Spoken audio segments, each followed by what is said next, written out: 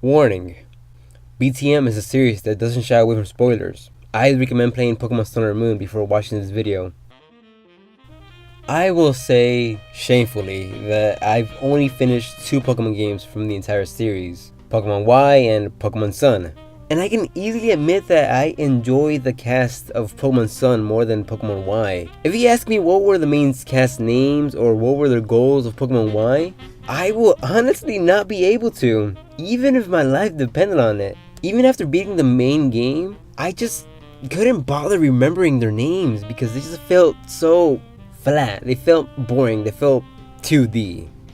Oh, the irony. Well, maybe except for Serena, because she's the best Poke Girl ever, according to the internet. But yeah, no, not really. While Sun and Moon, on the other hand, their cast felt real.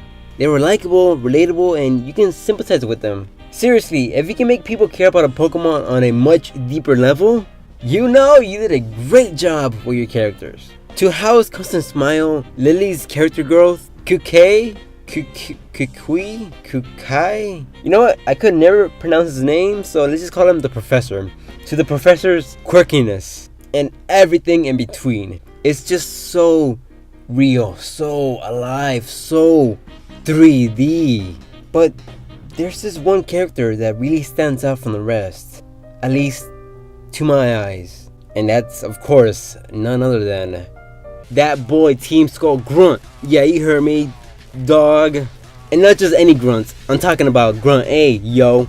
Not Grunt B, not the female grunts or any of these fools. Grunt A, the deepest of the deep, with low self-esteem issues. Hashtag relatable. Probably dropped out of Poke School at a young age. Hashtag relatable. The kind of idiot who will level up a Pikachu, expecting it to evolve into a Raichu. Hashtag relate. No, that's just being a slowpoke. For Rizzle, dog, yo. Yeah. Am I cool for speaking ironically like an idiot? Or should I be saying a gangster? Alright, jokes aside, let's talk about the real reason you clicked on this video. Team Skull's Enforcer, Gladion. The best character in Pokemon Sun and Moon. Enjoy.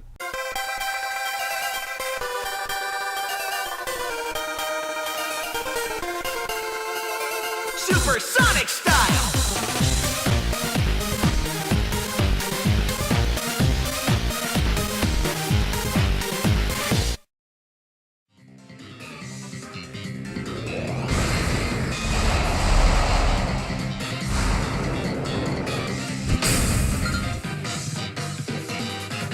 I will admit that when I first saw Gladion, I was expecting to dislike this character.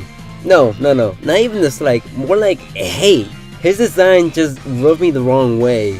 I was just telling myself that they created an edgy character so that they can appeal to those 12-year-old Roar XD kids so they can relate. Of course, now his design has grown on me and has a much deeper meaning behind it. But more on that in a bit. And then his pose. I lost all hope when I saw that pose. Like, what the fuck are you even doing? Must control the urges to fap while in a Pokemon battle. Or are you preparing some sort of Chidori? Wait. Huh? Oh, I see what's going on. Sasunato confirmed. GG. Game Freak, GG. Take that!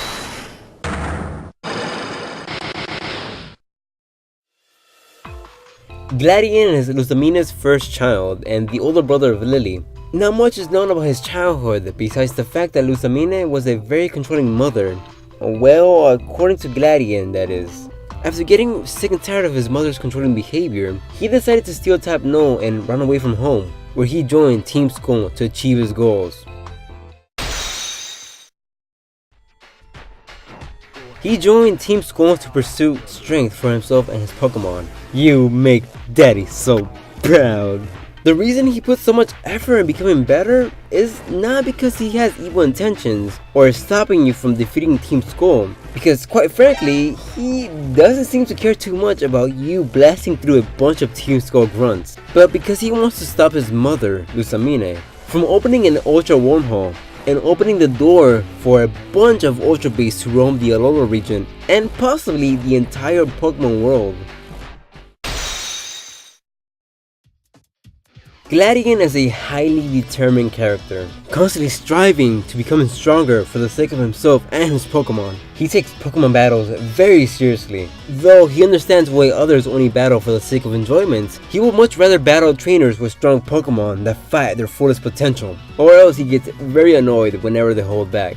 Of course, only because he has a strong will to fight, that doesn't mean he's arrogant. Constantly reflecting on his own mistakes whenever he loses a battle, instead of name calling and making up excuses for losing. He has also shown to have a very caring side for Pokemon, coming from an organization like the Ether Foundation, which their goal is to cure injured Pokemon. This makes a lot of sense. A big example on this is on the second time you battle him. Angered that Lily got captured by Team Skull, he battles you only to apologize afterwards for dragging you into a pointless battle where both yours and his Pokemon possibly got injured without a reason, indicating that he only battles if it's beneficial for both parties. Stealing type No is also another huge example of his soft spot. Did you know that most of his Pokemon, including type No, can only evolve by leveling up their friendship? Oh Gladion, you're such a softie.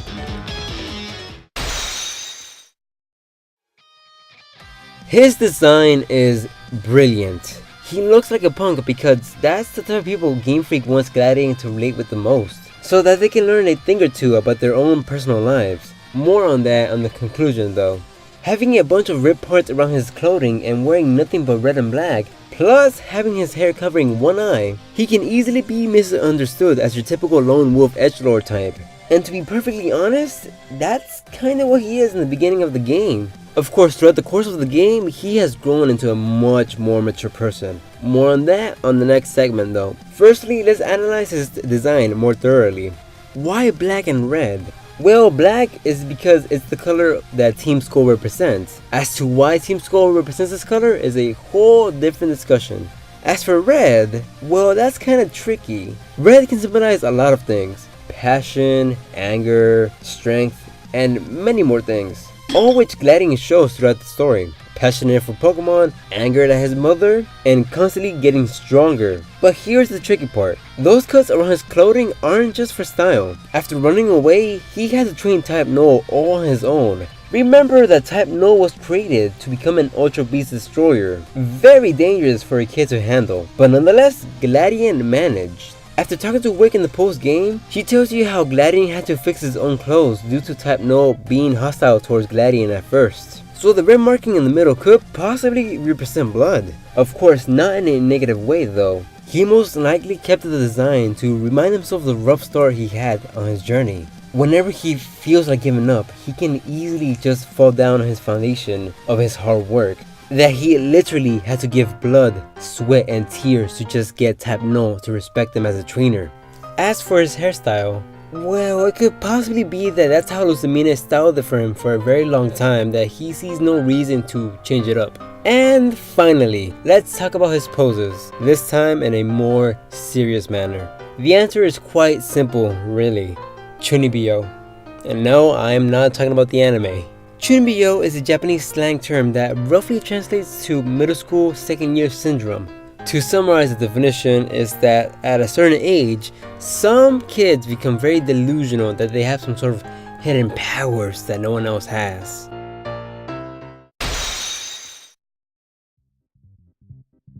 As the story unfolds, we see Gladion develop quite a bit, and Hal plays a major role to his growth. While they personally never saw each other as rivals, their personalities sure as hell did. Hal teaches Gladion the way of opening up to others and leaning against them whenever they need a helping hand, constantly telling him to just loosen up and have fun while holding his smile in place, with a little sass on the side too.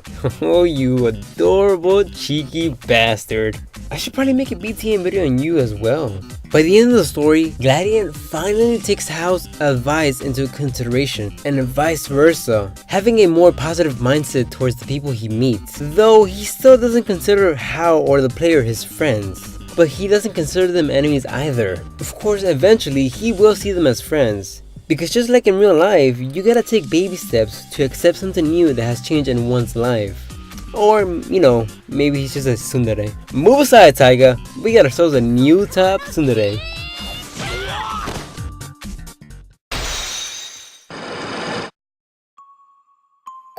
When really analyzing his character, it's easy to see that he has a really rough life going for him. Having a controlling mother, running away from this mental prison that Luzamina created, having to join Team Skull by force, and overall being rejected by society, Team Skull, and by his own mother. The worst part is that at the end of the day, Gladion is still just a kid. When you really think about it, he had to learn how to feed himself, how to live by himself, how to work for himself, even if it meant working for Team Skull. And above all, raise Type No all on his own. Something that no kid should ever have to go through. He really is highly mature for his age. Sure, he may be going through his Chinibiyu phase, but let's be real here. Who doesn't go through that phase? I know I did at age 15. And I can guarantee you that a few kids playing this game are also going through this phase. And not just kids, but also adults that are stuck in this phase, by either creating a delusion that they're special and different from everyone else, or they create some sort of fake tragedy for their lives so they can get pity from others. While Gladion here does quite the opposite. He went through a lot for a kid to handle, yet throughout the game, he doesn't whine about it. He never talks about how tragic his life is just to get sympathy points from others. Not a single time. Gladion is the role model for people going through Chinibiyu, subconsciously telling us to grow up and stop moping about whatever is going through our lives. Instead, use that time to work towards a goal, even if it means becoming an outcast to achieve it. This is edginess done right.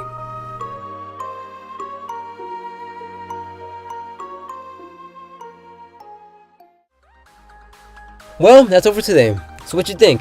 Did I explain this character correctly? If not, then tell me what I explained wrong or forgot to add in the comment section below. While you're at it, make sure to tell me who's your favorite Pokemon Sun or Moon character. Who knows, maybe I'll make a BTM video on them. Thanks so much for watching, sayonara, peace, and take care. I will see you guys next time.